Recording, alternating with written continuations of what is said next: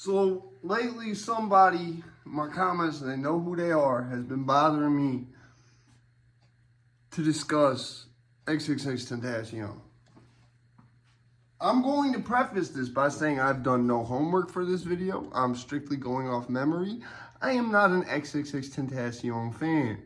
I think the kid was very talented. I think he had, he was sort of like me, where he seen the curve, like he was so ahead of the curve, he knew the turn was coming when the road was still straight. And I'll put this Paul Heyman soundbite in here. You know, that's the thing about being ahead of your time. You don't make the money that other people will, stealing all of your... Because, lately I've been thinking about it a lot in regard to myself, but it really applies to XXXtentacion. He's one of those rappers, and this is meant with no disrespect, but I think there's a lot of rappers out there that I have a higher net worth than. But you'll see them with more jewelry than me. But they don't own a crib. Their label owns that. That's an Airbnb, whatever the case. That's not hyperbole. It's not meant with no disrespect. I don't think artists are getting... See, honestly, I think Kodak giving Wiz $30K just here, huh? I think that was a fairer deal than something that XXXtentacion might have got, to be honest. To be quite honest with everybody watching this video. So for a long time, I'm thinking like, why? Cause Jason Reed's been asking me to make this goddamn video for like fucking weeks. I've made an XXXtentacion video before. When the shit happened. Mainly surrounding how he died. I also think he gets a lot more credit than he would if he was still alive. I do not think if XXXtentacion was still alive that he would be revered in any type of light that anywhere near the light that he's revered in now. Maybe by his fans, but I'm not talking about his fans. I'm talking about the grand scheme of things. He's looked at as things like an innovator, a pioneer, whatever the fuck, right? Like, if I died tomorrow or some shit, right? Which is not going to happen. But if and then my channel blew up posthumously, right? They'd say the same shit about me. Oh, he was so ahead of his time. Now they don't got to pay me for it. You know what I'm saying? But that's not what's going to happen. It's just going to take me a long time to get there. Now, was there a point in my life where I might have took the shortcuts that may have led to XXXtentacion's demise to get there quicker? Probably not. Probably not. I would say the closest thing is me doing illegal shit to fun shit to get there quicker. That's the most I would have done. There's no point in my life where you could have got me to compromise my address, dox myself, join some type of secret society. Every secret society. The Illuminati, the Bilderbergs, the Rothschilds, the Bogdanovs, Wu-Tang Clan. They're all in grand conspiracy for control of the modern world. Whatever the case, there was no point. Do some weird shit in a closed door situation with some other mains. None of that shit would ever happen, no matter what age it was. None of that, it wouldn't happen. You wouldn't be able to move the needle with any of that shit. I wouldn't do it just to get there quicker. I think what led to X's demise, and I don't know if I said this before, and this might get a lot of people mad, might get me in trouble, but I don't care. I like that shit. I think a big part of it was, see, if Drake DM'd me, I wouldn't respond. If Drake DM'd me, I wouldn't respond.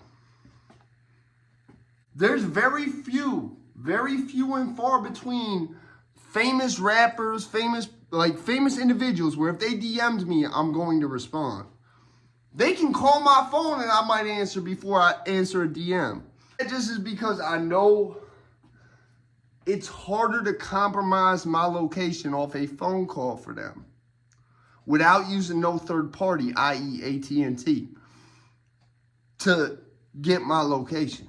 But when it comes to especially Instagram, it's pretty easy to backtrack to where someone's at through Instagram. Don't ask me how I know this, I just know this. Like, it can't really be done easily during YouTube. Because you notice, if you look up, it can be done, like, if you're an idiot and, like, filming geographical landmarks in the town you live in, and you're like, oh yeah, I live in here, here, here, whatever, like, very specific with the address, city, state, and zip code, like, yeah. But in terms of them just, like, looking up shit about your channel to be able to get the information themselves without you giving it to them, YouTube is not able to be used like that. But Instagram, and see, this is why it's so important not to be starstruck, because if I reached out to XXXtentacion, he wouldn't respond. Understandably so. It should be the same thing if a famous person you don't know reaches out to you. Especially if they're known to have slightly feminine bitch-made tendencies and the type to football. Sweet, see, if Soulja Slim was here right now, if he was still alive, and he DM me, yo, Matt Bundles, I want you to come work for me. I want you to be a session guitarist. I want you to be a producer, engineer. I'm going to pay you this, whatever. I would respond to Soulja Slim. And that might catch a lot of y'all off guard. Like, yo, that's like walking into a robbery. But see, the thing is, as someone who's committed a lot of robberies, I'm not the one you want to rob. And I would go down there in a way that set it up to where you wouldn't want to do that. I would go to you, so you wouldn't be able to come to me because you wouldn't know where to find me unless I decided to make myself findable. Like, the way I do this YouTube shit, it's like I'm off radar in GTA Online. But if Drake DM me, like I said, there's a higher chance if Soulja Slim was still alive and DM'd me saying, yo, come down to New Orleans, man. We got to do this. We do it big. You know what I'm saying? I'll go down there. Just like if Jay Prince was like, yo, what's happening, young blood? I'd like you to come down to Fifth Ward and share your insights on some things, young blood. I know you've been saying some things, but I also know you fuck with me. We have the same birthday and we was both born in Texas, young blood. I'm going down to Fifth Ward, but you gotta pay for like 10 people to come with me. And there ain't no one-on-one. We playing zone defense. That's no disrespect to Jay Prince, and he knows that. But I just move in a way. I move too militant. There's a reason I was so respected in prison. I move militant. To see especially a white boy, let alone a young boy, white boy, move the way I was moving in prison, it's unheard of. It's not seen very frequently. And I think with the XXXtentacion, he got starstruck. He said, this is Drake. Oh my God. And this is the problem with people like Drake. They have such a power to make or break somebody's career. The best thing you could do is not answer. He can't do nothing with that. I deleted Instagram a long time ago. What's he gonna do? How's he gonna break your career? He can't. But see, the moment you entertain that, you wind up in a Gucci Mane, Yo Gotti situation, Young Dolph situation, Yo Gotti, Young Dolph situation, better example. And I've been said it, bro. If someone killed me today, the streets will look like Dolph out here by tomorrow. Best believe it. I die smoking these cigarettes. It's going to be 100 gang members outside Philip Morris and Lawlord by tomorrow. RJ Reynolds better run. That's why I won't die smoking no cigarettes. You know how many people in my family been smokers? And like none of them died of cancer. None of them. My mob-connected ass grandfather who I never met, Sergey.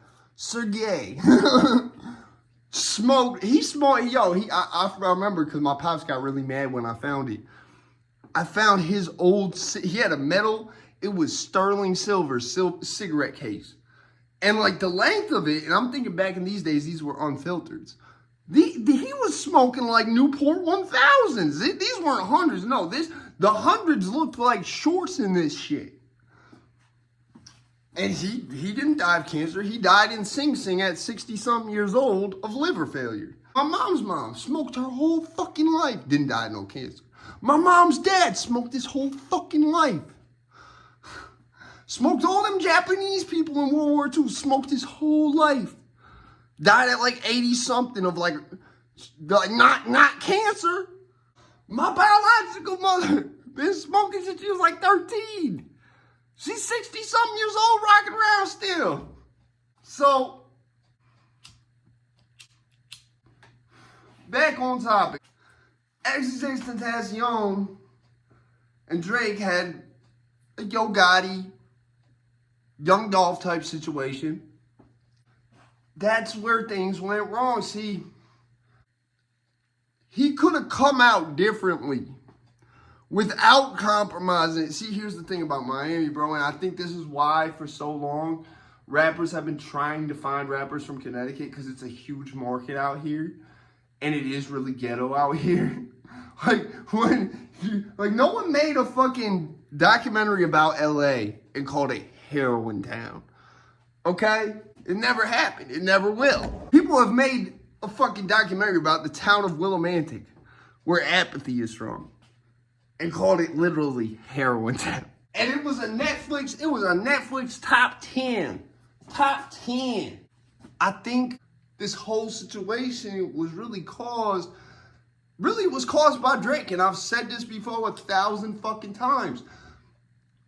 I'm not the biggest fan of XXXtentacion. I said that at the start of this because I don't consider him as revolutionary as they tried to say. He was talented. He had a unique sound, whatever.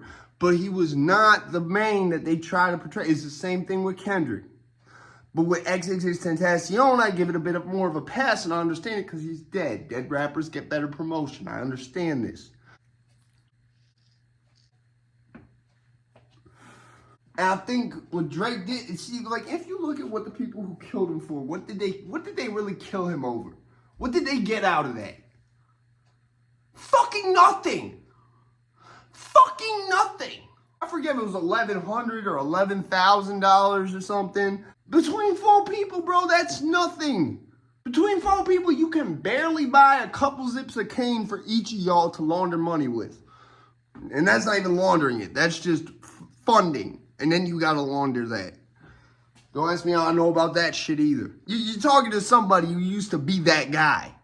I'm not talking about XXXtentacion. I'm talking about them 4 people. I don't mean, don't ask me about no murders.